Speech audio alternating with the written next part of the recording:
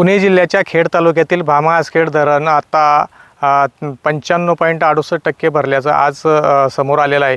आपण पाहू शकता की धरण पूर्ण क्षमतेने भरल्यामुळे धरण नदीपात्रातून 2926 क्युसेस पाण्याचा विसर्ग सुरू करण्यात आला आहे।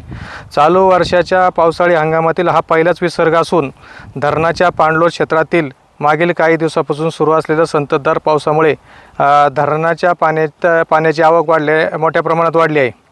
सह्याद्रीच्या डोंगर रांगामध्ये सतत पाऊस सुरू असल्याने धरणातील पाण्याची पातळी वाढती पातळी लक्षात घेता धरण प्रशासनाने खबरदारीचा उपाय म्हणून धरणाचे 4ही दरवाजे 30 सेंटीमीटरने उचलले असून भामा नदी पात्रात 2900 क्युसेस इतका पाण्याचा विसर्ग सोडण्यात आला आहे।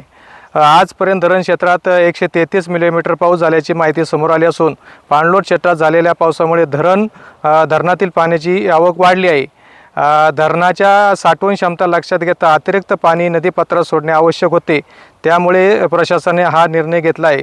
येत्या काळात पाऊस आणि धरणात येणाऱ्या पाण्याच्या प्रमाणानुसार विसर्गात बदल होण्याची शक्यता धरण प्रशासनाने व्यक्त केली आहे। धरणातून सोडण्यात येणारा पाण्याचा विसर्ग हा पावसाचे प्रमाण आणि धरणात येणाऱ्या पाण्याची आवक यावर अवलंबून असतो, त्यामुळे भविष्यात यात बदल होण्याची शक्यता आहे। त्यामुळे नागरिकांनी या बदलाची नोंद घ्यावी असेही धरण प्रशासनाने सूचनाचे पालन करावे असे आवाहन केले आहे। नदीपात्रात विसर्ग सुरू असताना धरण परिसराच्या नदीपात्राच्या परिसरात कुणीही पाण्यात उतरू नये, जेणेकरून यामुळे धोका पोचू शकतो असे धरण प्रशासनाने आवाहन नागरिकांना केलेले आहे। येणाऱ्या काही काळामध्ये पाऊस संततधार सुरूच राहणार आहे, यामुळे या पाण्याचा विसर्ग अजूनही वाढवण्याची शक्यता नाकारता येणार नाही। LS मराठीसाठी चंद्रकांत मांडेकर, खेड, पुणे।